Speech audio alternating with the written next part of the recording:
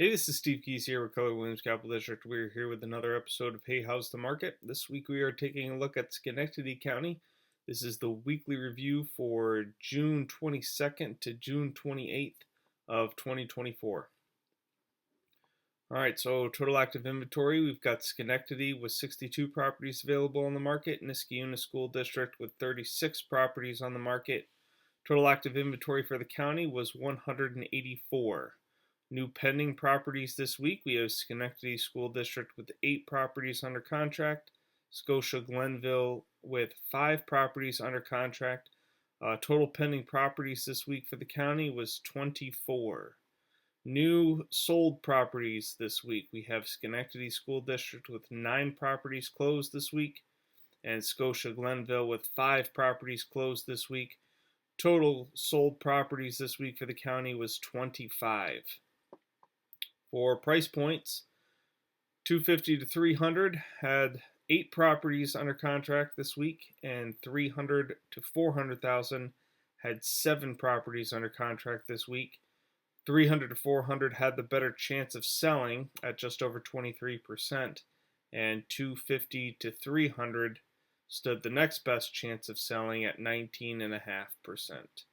For school district, Scotia Glenville School District had the best chance of selling at 25% chance, and Chalmont School District stood the second best chance of selling at just under 17% chance.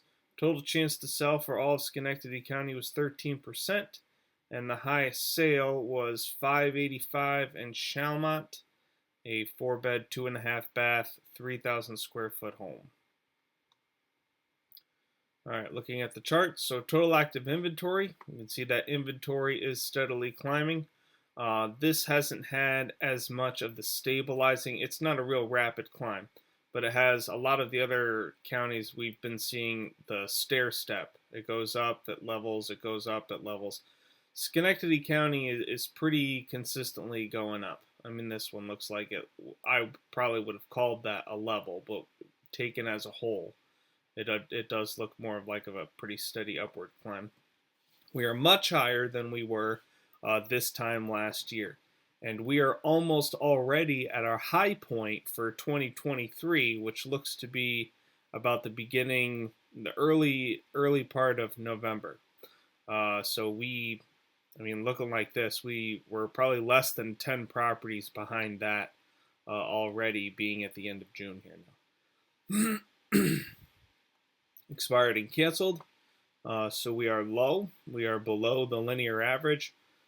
So I remember, I don't know if it was last week or a couple of weeks ago, I remember saying, hey, this might be the only county that's dropping, or at least dropping as significantly. So you can see here that we are still dropping in this county, but the last county I remember, like, there was a very hard line that we were not crossing, which I believe was 5, and that I think it was Saratoga County, which was 5. Like, we haven't had anything expire.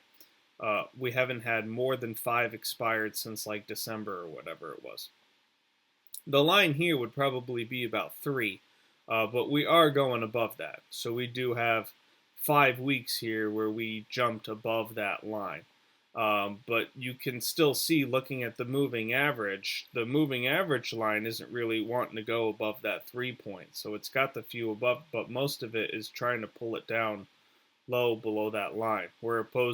Whereas before that point, before this point right here, I mean, I guess December would be about here. That's where we were in Saratoga County. We have a lot more properties going above that, and you can see the linear averages being pulled upward in that direction. So this county, not as dramatic as Saratoga County was, but you can still see that at least in Schenectady County, we are still we're heading on a downward trend for expired properties. All right, new activity. So we are probably pretty close to where we were this time last year. I mean, we're above it a little bit, probably about 5 or so properties. So we're a little bit up there, but right after this one, we then hit the highest that we'd had for the last year. So I'd say we're pretty close to level.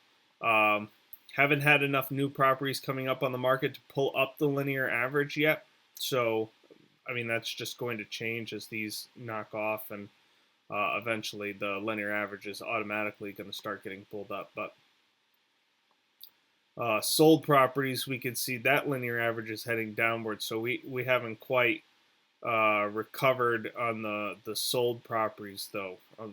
But again, that's more speaking to how the pending market was, the handful of months ago. All right, average days on market. So our average days on market for active properties is still heading in the downward direction as we're getting those new properties coming on the market. Pending properties is, I would say, that's probably holding stable. That's not really dropping as much as it would be. It looks like it's holding at about 2 weeks. So it looks like on average properties are going under contract after about 2 weeks. In Schenectady County, sold average days on market, that one does seem to be dropping more in a downward direction. But again, that's probably this right here, the initial drop that we were seeing in the pending properties, even though these points seem to line up. But we had a little spike there in the sold numbers that's not corresponding with the pending numbers. And then average price. This is probably the most dramatic of all the counties that we take a look at. Schenectady is showing a very upward trend in the average price. Prices do definitely seem to be consistently climbing in Schenectady County. At least these past few weeks here, looking at just the moving average, that is a noticeable upward direction that is kind of going up. Before that, you could have called it level. But recently, going back to beginning of March here, prices have been going pretty sharply up. And we are about $50,000 higher than we were at this time last year in terms of average price. So prices in Schenectady County are definitely showing a strong upward trajectory on that. All right, so that has been this week's episode. Thank you for joining me. And please tune in again next week as we take a look at the question, hey, how's the market? Bye-bye for now.